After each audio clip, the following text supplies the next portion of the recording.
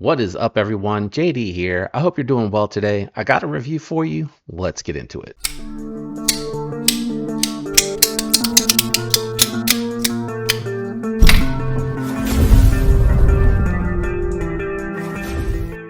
Okay, guys, I'm very excited to check this one out. It is a brand new model from a brand that I like very much. I have quite a few of their releases, and it's from a designer that I really like too. What are we talking about today? We're looking at the Artisan Revel.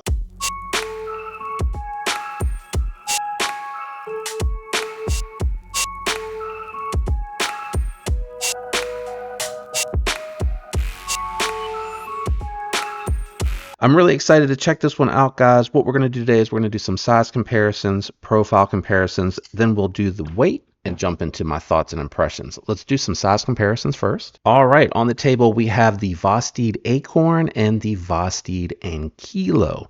I wanted to do these because I feel like there's probably enough of the acorns out there in people's hands for a nice small knife reference, and I'm really enjoying the Ankilo, which is going to be, at the time of this video, up on Vosteed's website for pre-order for the next round, which could mean by the time this video actually gets published that it may be available right now.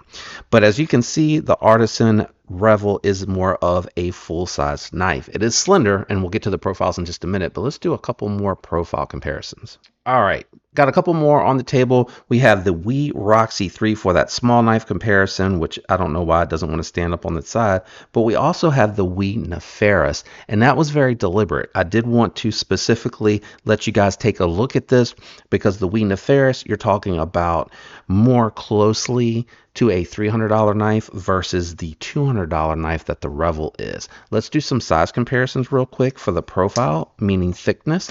We're going to take a look at it against the Ankilo first because the Ankilo is more full size.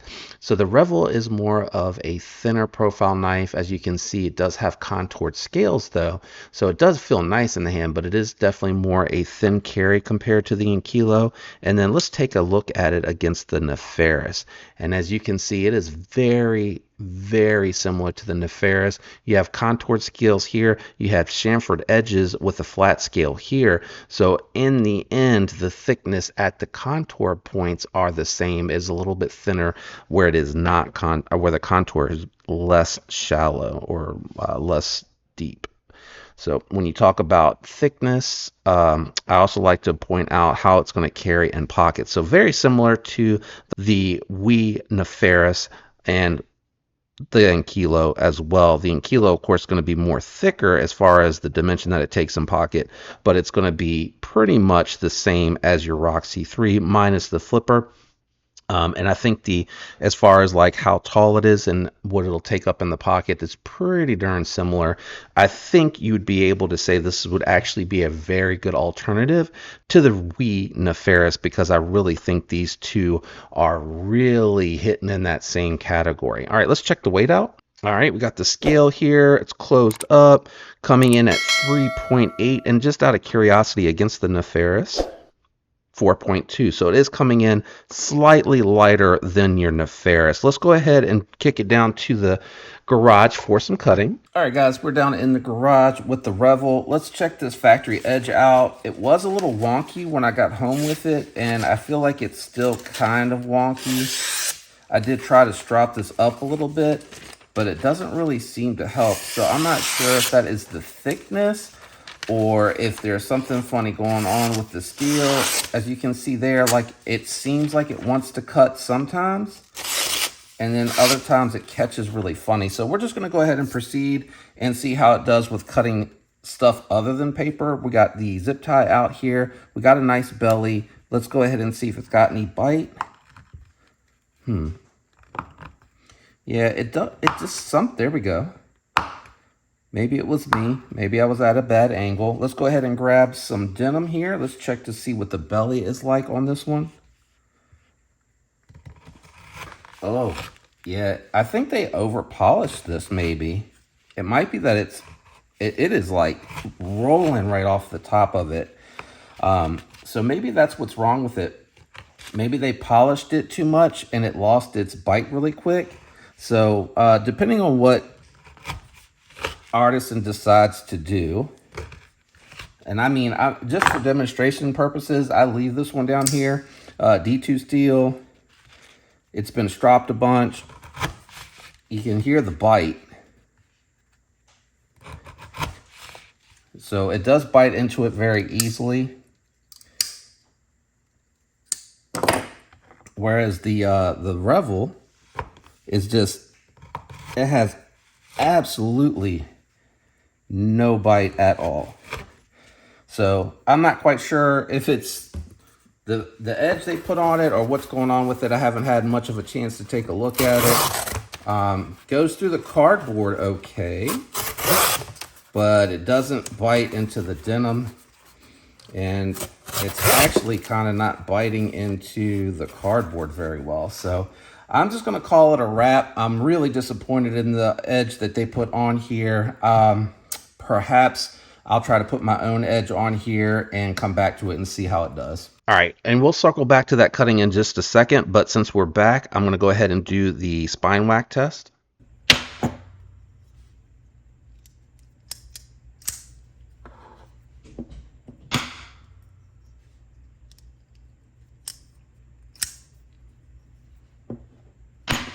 All right, so past the 3 whacks, you guys know if you've watched my channel, we do this specifically to make sure that it could survive an accidental spine whacking. It is not meant for batoning. All right, guys, let's see what we got here on the knife. I'm going to go ahead and just jump into the ergos. We'll circle back to the cutting in just a moment. As I mentioned, you have very well done satin finish scales here, contoured and very comfortable in hand. It is thin, but I have found that with the long scale and the height is perfect for me, guys. I land right on top of that jimping, very comfortable in hand, good access to the lock bar, able to disengage that all kinds of different ways. I think I forgot to do the slide. Yeah, so the slide to the side. Yeah, very, very easy to access.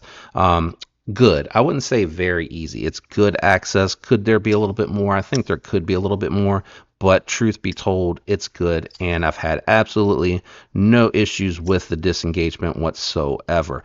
Now, it did come with Delrin washers. They were very smooth. While I had it apart during the disassembly, which you'll see after this, I went ahead and installed skiffs just because I really like this model. I think the skiffs with the extra balls are going to be a little bit more smooth, and you're going to get a little bit more stability out of the pivot. What I did notice with this one here is mine has just an ever so slight amount of blade lash on the pivot there, and that's just because they want that really smooth guillotine action. It's not guillotine when the detent ball is disengaged or engaged with the blade, but it is guillotine when you want to let it drop down to the thumb and then stop it. So that's how they're able to get it so buttery smooth.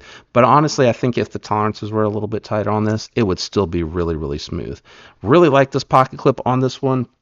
I have found that it goes in and out of the pocket for me really well. It's so thick across here that it kind of counteracts. Sorry, I'm dropping my knife repeatedly. It kind of counteracts the relief cut there, so it's not really snagging on the way out. No issues at all. It does, this is not ideal. This is not a pocket on a pair of pants that is a little bit more tight, but it jumps a little in the beginning going into the pocket. But honestly, I've had no issues, and the retention on it has been really good on it as well. I like the opening hole here. Very snappy. When I did the disassembly on this, I did tune it a little bit. It was kind of a medium detent for me, and I wanted just a little bit more tension, so I pushed the lock bar over and I was able to get that little bit of extra that I wanted on mine. What I will say is I know a lot of people, because it is lighter, have been able to really easily flip this one, and I have found that I got to give it like a little bit of a kick for it to deploy now with that detent adjusted. So it's not meant as a front flipper. It just has a jimping, and it's in a good enough spot to where if you spend some time with it, you can do it consistently. I also like the fact that it's this one screw that goes all the way through for the pocket clip here. Very nice for that. You'll get to see that in the disassembly as well. I love the artisan cutlery back here, and I love the jimping. So I know that they couldn't have done the Ray Laconico, but I would say you could probably do away with your logo since you have your name written back here as well.